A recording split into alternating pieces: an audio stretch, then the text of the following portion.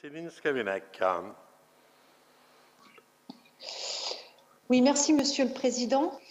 Chers collègues, cette délibération présente donc la démarche et l'organisation mise en place par les 6 départements, dont le département du Nord, auprès de la Société du Canal Seine-Nord-Europe pour faire valoir la clause d'insertion par l'activité économique dans les différents marchés d'études ou de travaux de la construction de cette infrastructure. Nous soutenons clairement cette démarche, c'est pourquoi nous voterons favorablement. Cependant, à la lecture de cette délibération croisée avec les rapports annuels de la société, les rapports d'activité annuels de la Société du Canal Seine-Nord, force est de constater l'écart énorme entre l'ambition affichée pour l'emploi de bénéficiaires du RSA et la réalité des chiffres du nombre de bénéficiaires concernés et du nombre d'heures d'insertion correspondant. Donc le bilan est bien faible pour l'instant, effectivement pour l'instant, mais j'entends bien ce que vous venez de dire, Monsieur le Vice-président, sur l'effort que vous mettez dans ce domaine.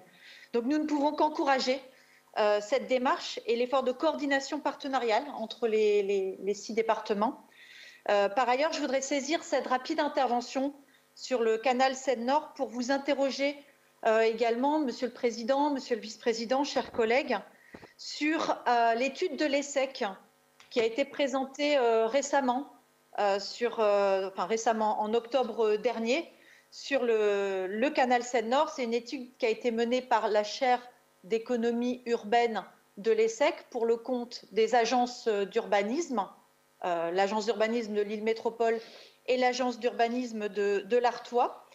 Et cette étude souligne clairement le risque d'échec du canal Seine-Nord en termes de développement économique des territoires et également en termes de report modal compte tenu de l'évolution des flux internationaux de marchandises et des évolutions très récentes sur le fait notamment que les ports des Pays-Bas ou de Belgique ne sont plus la seule porte d'entrée par rapport au transport de marchandises venant d'Asie, que les routes de la soie sont déjà opérationnelles avec une arrivée en train au port de Duisbourg en Allemagne, par exemple. Et cette étude propose donc des préconisations pour éviter un tel échec.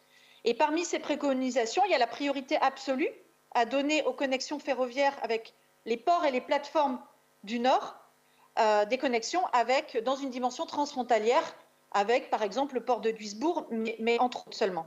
Et donc, est-ce qu'il est envisagé, c'est ça ma question, au niveau du département du Nord, de donner suite à ces préconisations, ou du moins d'en débattre, parce que le risque, c'est quand même qu'on voit passer des bateaux, mais qu'on ait toujours autant de camions sur les routes. Donc, au regard des compétences départementales dans ce projet, voilà, je voulais vous interroger sur les préconisations de cette étude. Je vous remercie.